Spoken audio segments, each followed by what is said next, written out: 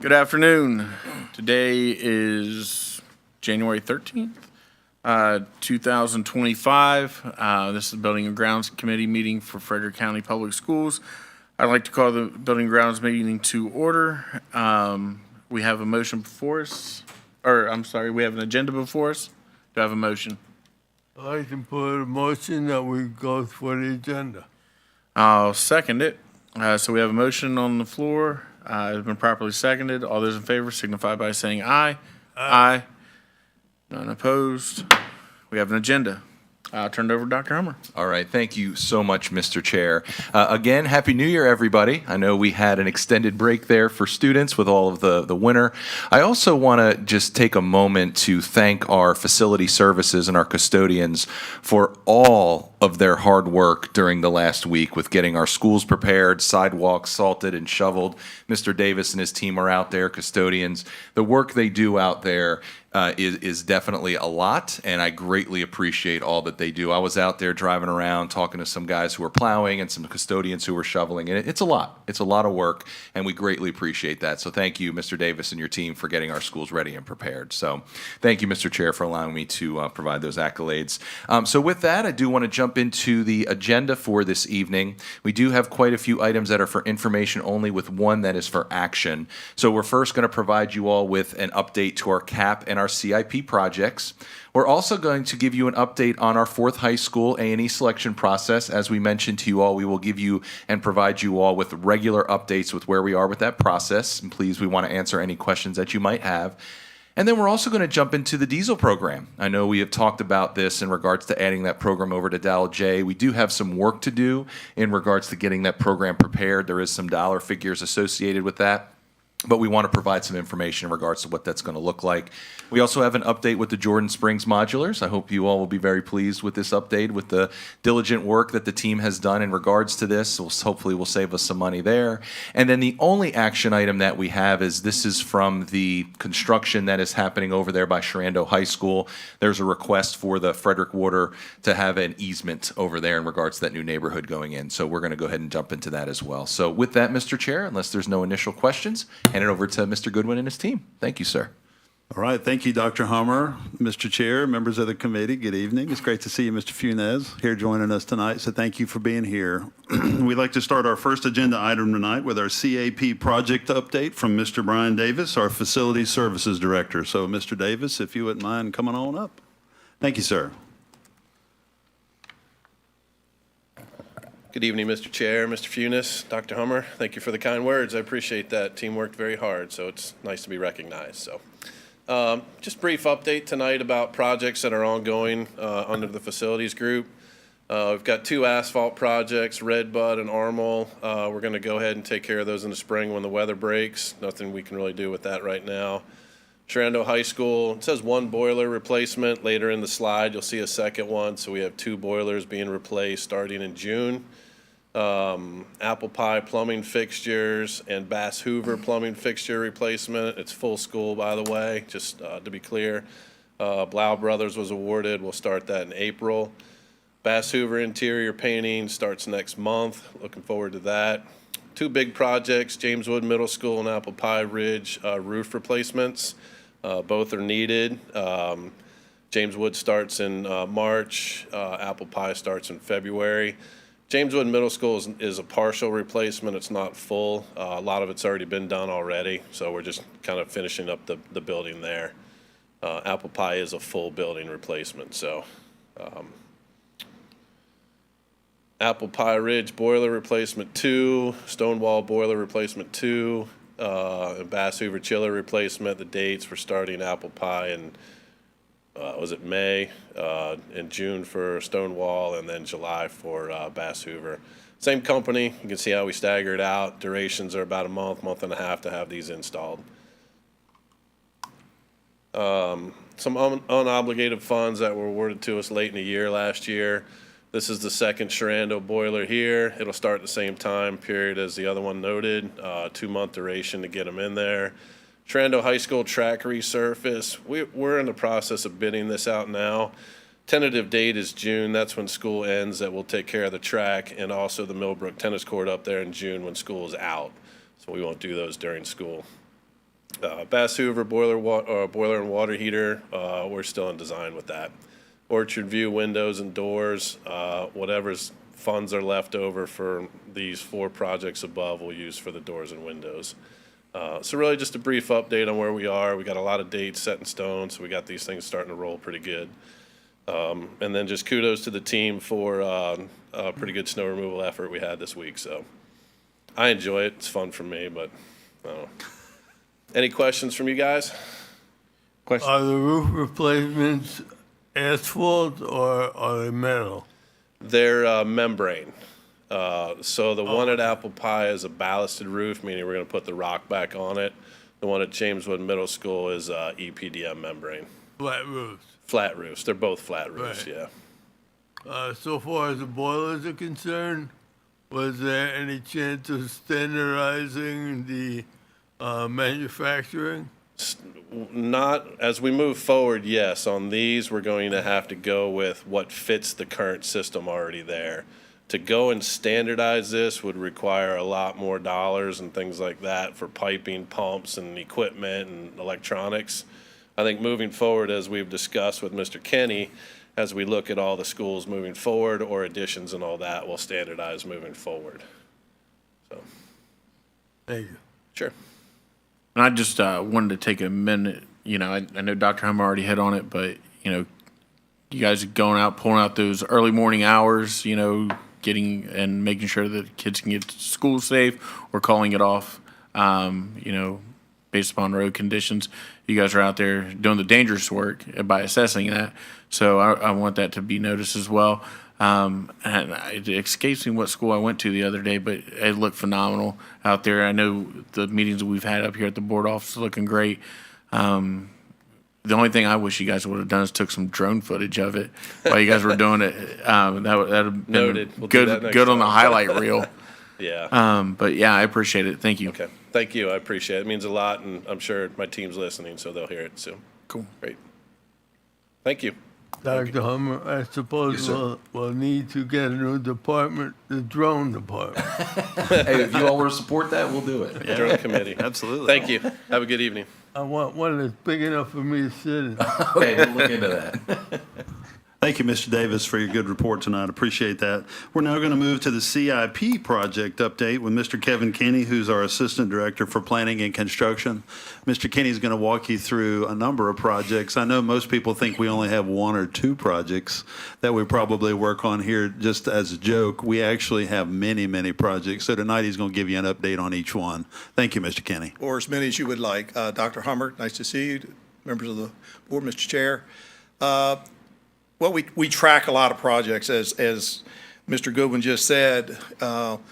Sometimes we come up and only give you 2 or 3 at a time as a snapshot of what that. So in our office, we have a big board that we track all of our projects, and you can see this is just a copy of that board that we have in there.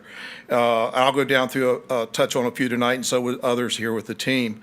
But as you can go down through, and then you see the status of where we're at, and we update this weekly or sometimes even by during the week, more than twice a week. It depends on how it changes. But as you can see, we've got the Fourth High School, we got Middletown Elementary School modulars. We're seeing Jordan Springs mods on there.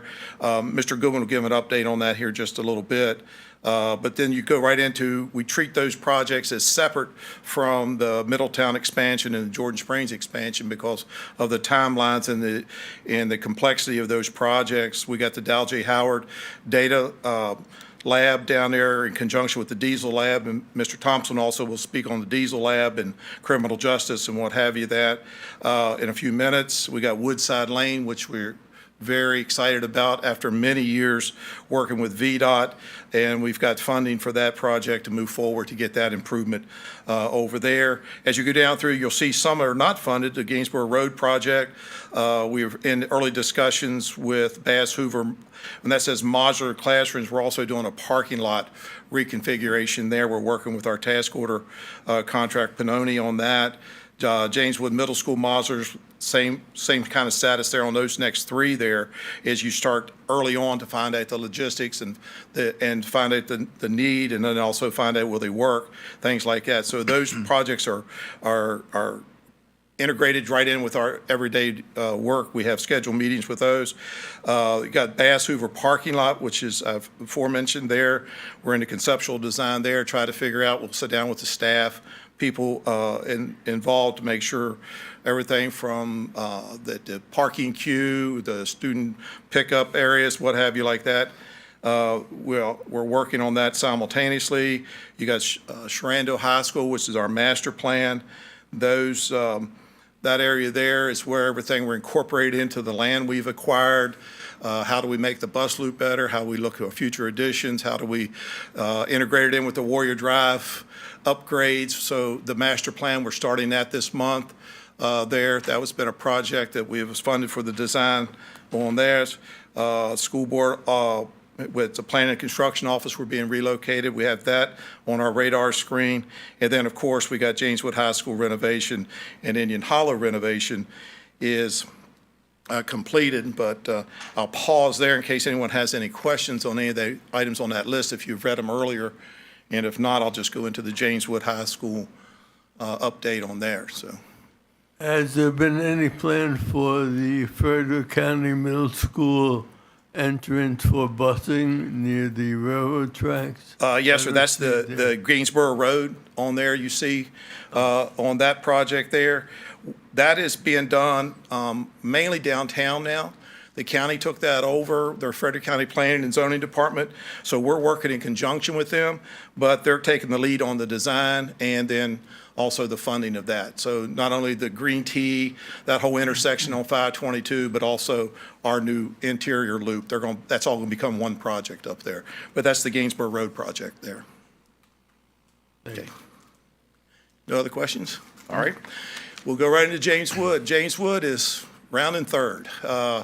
After almost 3 years of construction, we're coming down to the end. We turned over during the Christmas break this newly finished community room. This was where the old library was at. Their community room, classrooms off of there. Furniture arrives this month. Matter of fact, next week for these areas here.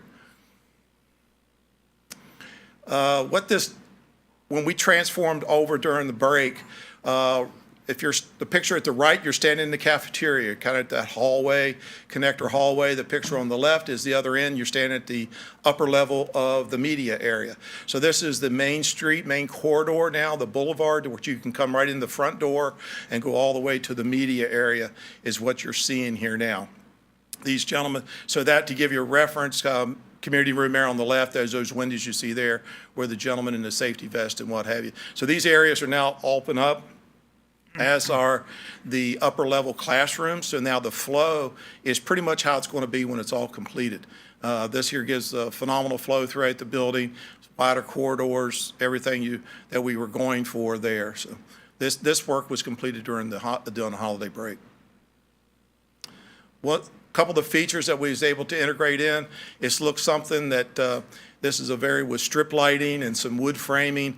We got two of these backlit logos that you can see, one from the gym if you're in the gym and one at the main entrance. We finally settled on the right opaque lens to put in here and the right strip lighting. And so these are some of just the little features here that was integrated into the project. Mr. Kinney. To the logo, I know when I went out there and was touring with you, there's the two logos that are out there. Who actually donated those? I think it may have been part of DES. He's a local citizen. He used to be a teacher there. Okay. And I believe that's who was involved with that. Yeah, I didn't know if it was a company. I just wanted to kind of give them a shout out for helping out. I could look into that if you'd like, and but I believe that's who it was. It was because he was a former shop teacher, and he wanted to do something to contribute to the school. This was his contribution. Yeah, Mr. Chair, we can look into that. Yeah, it's great to see community members, helping out with stuff like this and kind of putting their touches in there. We've had a tremendous amount of that, of people wanting to be involved, take ownership, and what have you. Yep, it's been a great turnout for that. During the winter break, working with school staff, we do the sprinkler and the rest of the remaining structural wall reinforcement in the auditorium. So this is what this picture was taken last week one day. And so this work is wrapping up. What you're seeing hanging down there is the frames from the clouds, the acoustic clouds. They're in the ceiling. So this is at the cafeteria doors looking down towards the stage. So this work is wrapping up right on schedule. They'll wrap up this Friday and Saturday, and it'll all be back in shape. But instead of postponing this work to later to the summer, since this schedule did accelerate, we thought we would work with school staff and the choir teacher and everyone involved, and they was gracious enough to give us the December 13th through the 17th of January schedule. And it's come together quite nicely there. We're doing hydro tests this week, and we'll be putting the seats back in place and should be good to go. And I think that's it for my presentation. I think Mr. Goodwin's I think it's going to take the fourth high school and go from there if there's any questions or. Go ahead. Go ahead. We are going to have an anniversary celebration. How close are we going to be to having something presentable for that occasion? I think we'll be in great shape, Mr. Funes. I believe the 75th celebration is May 18th. And right now, our completion date is somewhere around March 15th. So we're going to be about 2 months ahead. We're planning on doing our final paving for where the construction laydown areas are. That'll be done over spring break, and that's in April. So we should be cleaned up and out of everybody's way, and it should be a beautiful celebration on the 18th. And Mr. Chair, if I may, there is a committee put together, Mr. Funes, at James Wood High School. Mrs. Andrews is doing a great job getting everyone together. Mrs. Helkowski is part of that as well. So we're going to combine both of those efforts for not only the 75th anniversary, but also of the opening of the new addition to the school. So it's all going to be one big package. And you guys will know those dates and be invited, yes. It's great. Um, Thank you. I guess this question would be more for Dr. Hummer. I'm kind of just wondering what the community room is going to be at James Wood High. I don't know if Well, the community rooms, similar to what we did at Ayler, people can schedule those rooms for use, the Utilize the community. space, yeah. For civic organizations, anyone like that, but you schedule it through the school. And so we have community rooms in a lot. We have a community room at Frederick County Middle School. So a lot of different communities, it's strictly just what it is. Anybody in that local community wants to schedule that. But it's done through, I think, facilities offices down there and through the school to how they use those community rooms. It just kind of takes me back a little bit, and I know that this is before, a lot of this board was on here, and even the previous board. But to me, it seems like that room could have been used better for classroom space, being that we're overcrowded. Is there any way that we can utilize that during the school day, and then rent it out or whatever? For community events, but still be able to use that to house students or have a teacher in there. If it's not in use, not to interrupt, but if it's not in use, yes, they'll use that for testing. They'll use it for various other things. They'll schedule it right in with the day. Yeah, Mr. Chair, great question. We definitely want to make sure that we are capitalizing on all the space in the building. I would say that would be an issue if it wasn't designed to be a classroom, but it is. It's a collaborative space. And I know at Ayler, if you go there at any given time, they are utilizing that space. As a matter of fact, I went over there and they were working on some science projects and they were presenting those. So this is definitely something we can emphasize with Mrs. Andrews to definitely utilize that space. And especially as we move forward, we're hearing you all loud and clear. We want to capitalize on the space in our building. So if we can multi-purpose them where the community can use them, we absolutely want to do that to partner, but we also don't want to remove the opportunity for us to use that as classroom space as well. So we can definitely follow up with Mrs. Andrews on that. I appreciate that, and I'm saying that just to get that out there for future plans with the fourth high school as well. It has the same whiteboards, same smart boards. You can use it as a classroom just as well as any other room in the building. So Okay. it's interchangeable. Good deal. Thank you. Okay, thank you. All right, thank you, Mr. Kinney. I do have the next item myself, so I wanted to remind everyone of the fourth high school project update. Excuse me. The A&E selection process, if you'll take note, this started back in November with post and publishing the RFP. We had this room full of people who were interested. We had a pre-proposal conference, and then folks had to submit materials. So we're all the way down now on the schedule to the interviews and presentations this week. I think if you looked at the earlier slide that Mr. Kinney presented, we have firms coming in on Wednesday and Thursday to present for the committee to hear from. And then beyond that time, we have negotiations with top-ranked offerers. And then Building and Grounds meeting, so look in February at Building and Grounds for us to bring information to you in a presentation, and then if you like it, move it to the full board for approval. So perhaps by the February 18th school board meeting, we may have an opportunity to move forward with a firm. So I just wanted to make sure that I brought this to your attention. It was also in the weekly. Any questions about the process so far? Yes. You got anything? For that next Building and Grounds Committee meeting, for the offers, will we be able to see, let's say, the top three at that meeting? Or I don't want it to be just presented to us as one option. Ms. Jordan, do you have anything you want to offer? What I would say to you is I'm not sure how many finalists we will have yet at this point, given that we are entering the dates of the 15th and 16th this week with 5 firms. So we will narrow that down based on presentations as a committee, and certainly we look to Dr. Hummer for any direction you may provide us. Yeah, and one of the things, and Mr. Atkins, we greatly appreciate that question, because one of the things that we want to do is we want to be as fully transparent as we are allowed to be in regards to this RFP process, because this is not our process that we've created, as you know, right? And we have to make sure that we're abiding by the law, that we are not creating any conflicts of interest, and that we're also not causing any sort of undue burden, especially if we provide information where we shouldn't, and then it impacts our ability to work with a vendor that we want to move forward with, and then we have to go back to the drawing board, or there's some sort of litigation we have to deal with. So what the answer to that question is we are going to provide to you the extent of what we can provide. So if we can provide all of the vendors that are coming to the finals round, we're going to provide that. If we can only provide the name of the person we're going forward with, but then information of the other vendors, we'll do that. We want to be able to provide the information to you of what you want, but also to make sure that we're abiding by the law, which we've been doing. So we can definitely look into that. I know we have some time, and then we can provide that to you, and then we can get the information to you as we're permitted by the law. And Ms. Jordan, I don't know if you want to chime in on that or if you add to that. I don't have anything to add.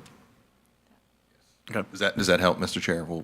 Yeah, when we bid on, let's say, sprinkler replacement or something like that, we see the dollar amount on there, and then we've also asked before who else has bid on this or whatever, and that's came about. This is a bigger project than a sprinkler system, and I think for the community who's putting forth these tax dollars, they would like to see that as well. So I understand the conflict of interest aspect of it, but I think getting as much information out there as possible that we can get out there is beneficial not only to the community but to the school and to the board as well.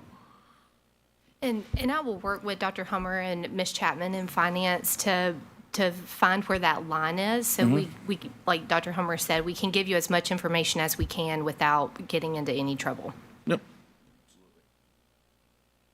Thank you for that question. Any other questions about the process or where we are? The dates are there for your review. Always glad to answer as many questions as we can, but most of all know that we have a great committee who's really excited about serving this community and looking forward to bringing some good information to you in the days ahead. So thank you for that.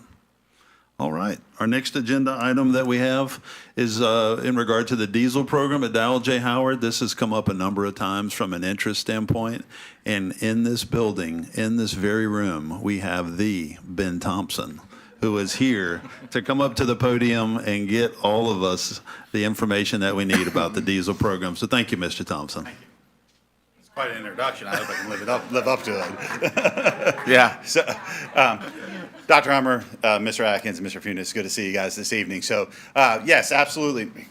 There's been many conversations about a diesel program at Dow J, and so this is a great opportunity to kind of talk a little bit about that and the plan forward that we have here. So a little bit of history going back to when I started at Dow J. I put together a 10-year plan, and we jokingly talk about unmanned aircraft or unmanned flight, and that is something that we have in the plan, drone operator, because it's definitely a budding area and something we will likely revisit in the future with you guys.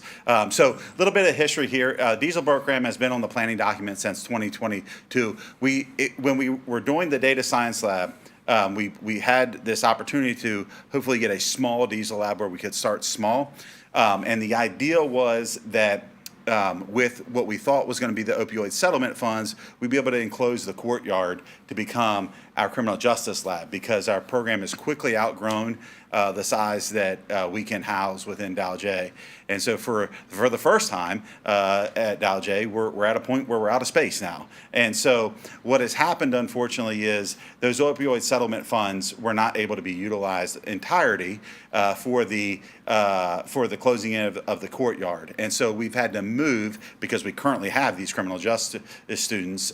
Next year, we're going to have to move them to what was going to be this small diesel lab, because we've already committed to these students. And so in a sense, we'll talk a little bit more about that in a second, but I do want to provide you with the information that our business community has expressed on several occasions the need for more diesel mechanics and the need for the area. When we do our job fair in the spring, there's been several times where I've talked to different community partners and or employers, and they've said that we really need this. We need this, and we need heavy equipment operators. And the one thing that I will tell you about a diesel program is a lot of the stuff will it'll dovetail nicely to, in the future, adding something, a program where kids can get their heavy equipment operator certification. So next. And so what opportunities exist for a diesel mechanic?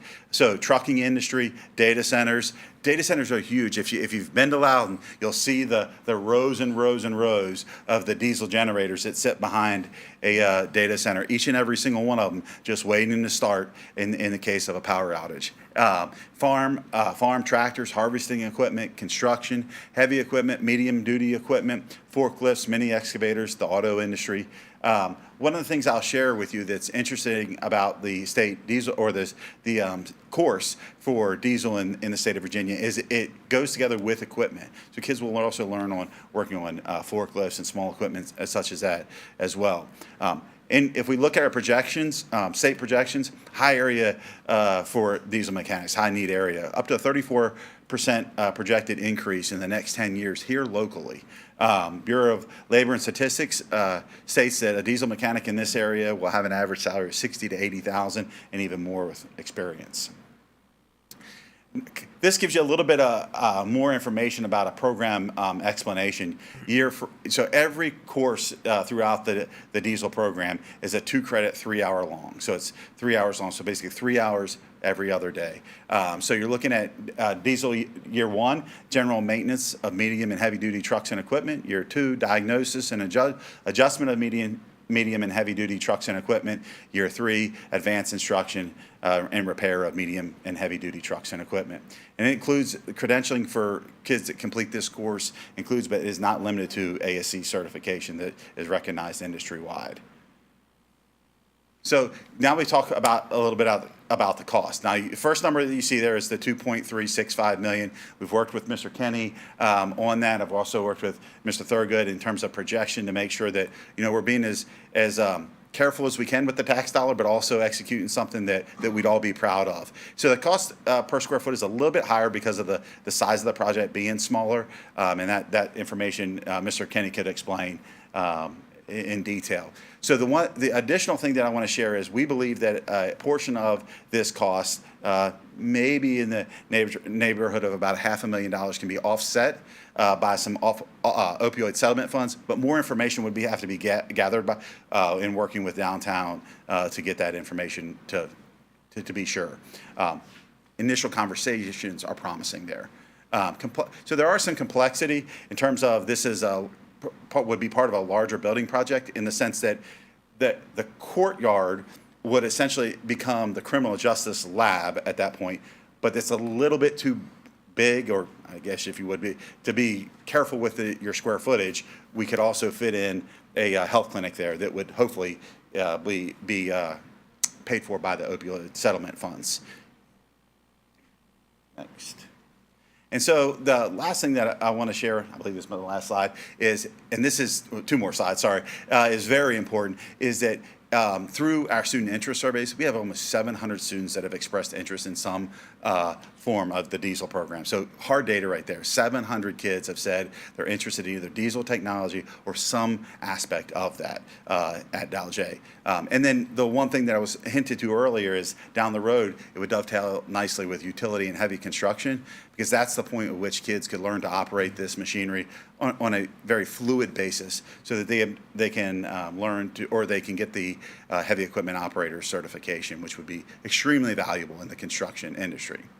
So last, I share the slide of what's next. So really, due to the cost of this, we'll have to have a discussion about adding it to our CIP or continue to look in other avenues for funding. The one thing I want to share is, with the projection that I provided is, if we start this tomorrow, we're talking a 2 to 3 year implementation to get there, because we're breaking up the cost over multiple years. Now, if we go another direction and Dr. Hummer has CIP list, and maybe we can do it a little bit quicker working with Mr. Kenny, but to break it up across 3 years and utilize some of that other funding in terms of opioid settlement funds, it would just take that many years to get there. It might be like a 2-year construction project, because you're looking at kind of like a little bit on a small scale what you did at James Watt High School, relocating criminal justice for a period of time. So you got to get their spot finished before we move them. A good note that I will share in closing is that we just completed the process of doing applications to Dalj Howard, and we had our highest application year ever. We continue to raise the awareness, and kids are wanting to get into CT area fields. We're talking over 850 applications. Now, the bad news is we're not keeping up, and so you'll continue to hear me say that, but the reality is, without any additional funding next year, we'll only be accepting 42% of kids that have desire to take a CTE course at Dalj Howard. So we literally could double the size and will not meet the need of every student that desires. So something we need to talk about as a community, I believe, and if we do get the additional funds requested, we're looking at meeting only about 50% of the need. So, Very good. Very Questions? encouraging. yeah, thank you. Anything? Well, I have an interest. When I was in the military, I was a diesel mechanic on a riverboat, and I've had an interest to convert my motorcycle over to diesel, so possibly I can maybe contribute my bike, and we could work something out. Sure. You know, we do work with school board members and other members of our community that desire to do live work. So we joke about it, but that's something that we do because it's a requirement of the classwork to do live work. Right. Very good. I just want to take a moment to say, though the enrollment rate at Dalj is amazing, and that's just a tribute to you and your staff. You know, so kudos to you guys out there. You know, these careers that you guys are putting these kids into, the ones that we've already have established, is, you know, it's going to be something that carries them through the rest of their life, and they're getting a good stepping stone at Dalj.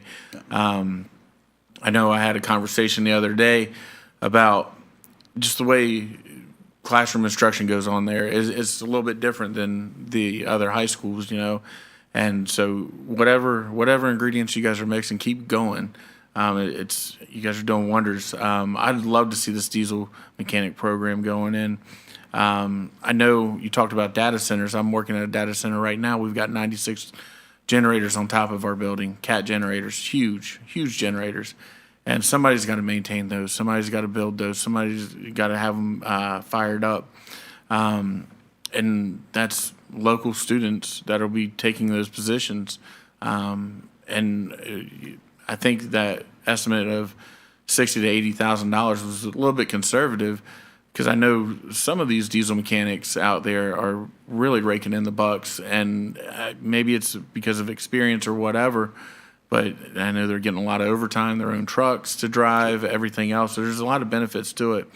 And you know, just the way that those students out there would learn with the hands-on application, I think is amazing. And being able to tie in a heavy equipment operator with it, I mean, hands down, that's great. I know, not to give away the rest of the presentation, but I know that we're going to be saving some money with some unobligated dollars, and I'll just say that so I don't give away the rest of the presentation. But maybe we could look at taking that and those unobligated dollars and putting it toward that diesel program. It's stuff we already have secured, plus the opioid funds. It definitely lessens the burden for the taxpayer if we're doing that. I mean, it's money we already have, so I definitely would like to see this go forward. So thank you again for the presentation. The stats and statistics right there look great. I know you guys put a lot of effort into it, so thank you again. Yep, thank you. Cheers. Appreciate it. Thank you, Mr. Thompson. Great presentation. The next item is also one that I would love to take. So it's Jordan Springs additional modular update. So this is an image that we presented to you last month at Building and Grounds that was produced by our task order vendor with some locations on site. You can see some lines drawn there, and we talked about the location of modulars being on that right-hand side of the image. Here is a preliminary project schedule that we have for you for review this evening. If you look in 2026, and I believe it's August, then those modulars would be removed. So basically what's happened is this has changed. It was going to be a 2.5-year expansion project at Jordan Springs. It's now a 1.5-year project for the classroom portion of the project. So that brings us to a couple of additional pieces. So when we presented this to you all in December, we mentioned the lease cost would be $14,000 approximately. The installation charge from Mobile Modular was around $92,000. And then there was an additional $400,000 worth of work, including site and utility design, excavation, installation of water, sewer, fire, IT, et cetera. So our original decision on why we recommended modulars in the first place was thinking at that time was that the next 2 years indicated a significant increase in enrollment. That's still true. Still probably 50 students, I think, for the next year. I believe are expected 50 to 55 students and then another for the following year. So we will be continuing to grow at that school. Initial meetings with the principal indicated an inability to handle the increase in enrollment with the current number of modulars that are there on site. So prior to the project funding, the preliminary construction schedule indicated, again, about 2.5 years worth of scheduling that would be required for the classrooms to be complete. Well, new information since the December meeting includes the schedule, again, as I said a moment ago, that it will be accelerated. Actually, those classrooms will be ready for the 26-27 school year. Now, those are classrooms. The gym portion or the balance of the project would still be completed for that school year on schedule, the 27-28 school year, if not sooner. So that's not different.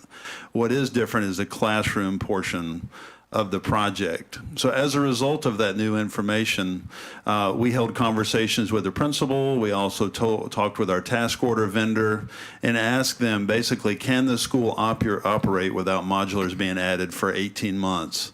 And when I say 18 months, 6 of those months would be between now and the end of the school year.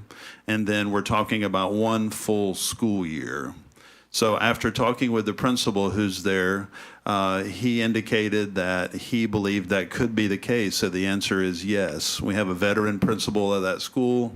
The principal talked with us intensely about the desire to not have the disruption at the school, if possible, to the site plan and to parking and where buses are needed on the side of the building, that all would be disrupted if we went ahead and added modulars. So after talking with him and receiving his vote of confidence that that could take place, we decided that we would move forward with the decision to add no additional modulars to Jordan Springs based on that accelerated project schedule. As a reminder, the board originally approved the amount that I have in the slide, $675,114 from unobligated funds to take care of a 36-month lease and removal of modulars at the end and those installation costs I provided to you. So without the addition of the modulars, the only portion of the money spent already included the design fees for the modulars, which was somewhere between $20,000 and $30,000. So what I would like to do now is ask you if you have any questions. I also wanted to let you know that we had a long discussion with the principal, Justin, here in the Planning and Construction Office to make sure that he felt like this could take place. That is a growing school, and could he handle students within the school? So as a portion of the conversation, we also talked to instruction.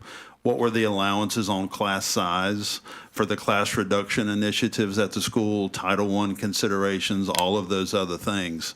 And in those discussions, we also determined that this could be handled within the 1-year time frame and that our numbers should stay within those limits. So we believe that this is the right thing to do. It does save the division money. We would begin working right away on relocation of the playground at the school with the task order vendor working on the construction project now. It's still, they're finishing up design, phasing, talking with the principal and other stakeholders for final design things, and then get ready for that accelerated schedule that you saw earlier.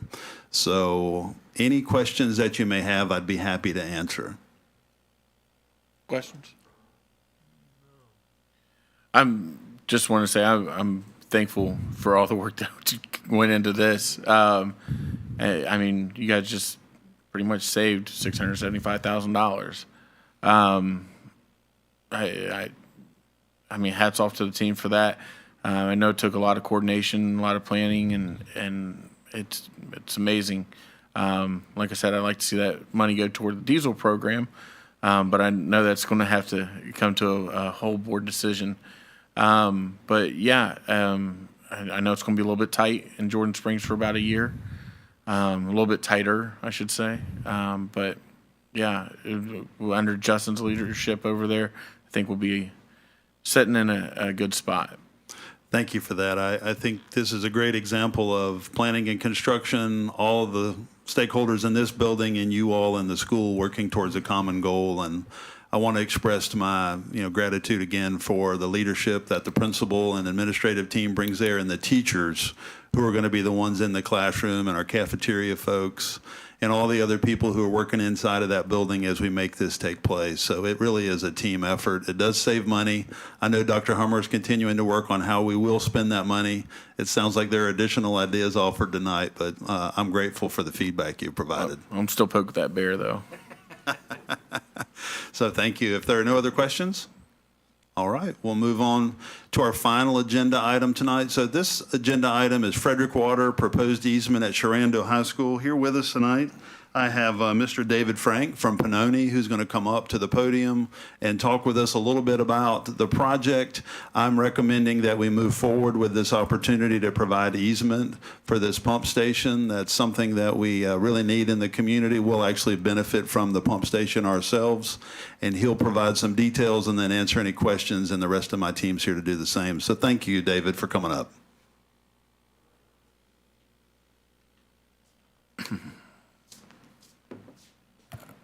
Good evening, members of the committee. I'm David Frank. I'm with Pinoni, and the graphic on the board in front of you and what's been presented is it's a request for construction easements. There are ongoing construction projects in the vicinity of the school, and Frederick Water has requested that some easements be put into place for the water and sewer lines draining to the existing pump station and in the road right-of-way that is immediately adjacent Sharando School. Essentially, you can see on the graphic, there's in blue new FCSA easements. They are about the proposed and existing water and sewer lines that are draining along the future extension of Warrior Drive.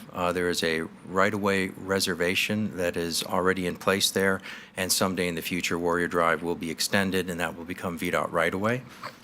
And in the meantime, Frederick Water is looking for the easements to have about their facilities for maintenance should the need arise.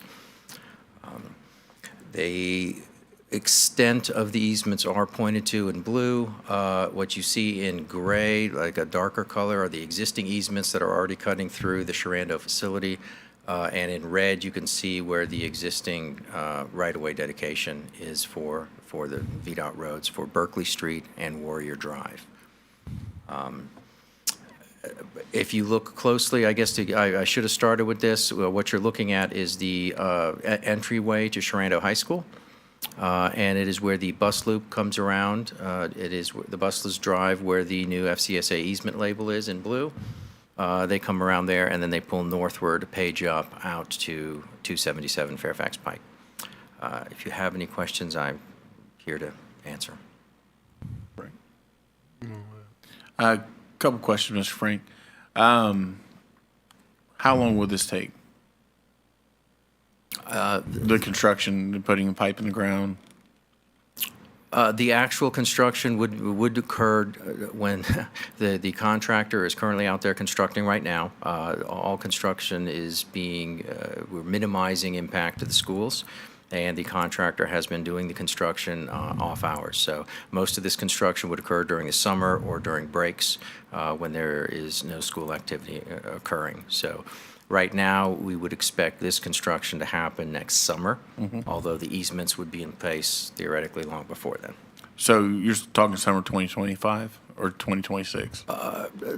The summer of '26 is, well, the pump station, there's an improvement that's going to be made to the pump station, and then there are utility lines being extended about the project. Some of the water line extensions can happen outside of the existing pavement right now, and they could potentially occur without interruption of the school facilities. Anything obviously crossing the pavement or the roadway and going towards the pump station would have to wait until there's an appropriate time and no children in school. And you kind of beat me to my next question. You guys are doing it on off hours, and minimizing any kind of disruptions. Yes, the contractor has been alerting the school. That's at times in the past, there's been a need to blast. The school's been notified. I believe the contractor's been doing a very good job notifying the principal and staying in touch with Sharando High School with any of their activities that may impact the operations. And any of the, like I see where that new easement is, any of the parking lot or anything you guys would dig up, you guys would replace? Yes, it would be put back in place, correct. All right. Mr. Chair, if I may just also echo the words of how easy it has been to work with the contractor that's there on site. They do schedule everything with the school. Notification has been excellent, and they've gone out of their way many, many times to make sure they do not disrupt operations. So we've been very pleased with that. Good deal. All right. Anything else? All right. Well, I think this is our only agenda item we have for action. Yes, we're recommending, if you would approve, that you would move this forward to the full board for consideration of this easement. All right. Frank, you want to make the motion? I second that motion. Would that you- we put it forward to the full board. Well, you got to make the motion. I got to second it. Okay, I make a motion that we submit the proposal for the easement of Sharando High School to the full board. Second. All right, we have a motion made. It's been properly seconded. All those in favor of moving the easement at Sharando High School forward to the full board, signify by saying aye. Aye. Any opposed? None opposed. Passes. Thank you. Yep. Thank you, Mr. Frank, for being here tonight and for the work you all do many times for us. All right, that is our agenda for today. Dr. Hummer, I'd like to turn it back over to you, but before I do, I want to thank my team and all the teams that are here tonight for their presentation and work, and thank you to the committee. Thanks, everyone. Cheers. Yeah, thank you, Mr. Chair. Greatly appreciate that. Thanks to the team for all their hard work, as you mentioned, and thanks for those recognitions as well. So if you have any other questions, we are available to answer them. Anything, Frank? No, I'm good. All right, it looks like we've come to an end. Do I have a motion for adjournment? I propose we have an adjournment. Second. All those in favor signify by saying aye. Aye. None opposed. We are adjourned.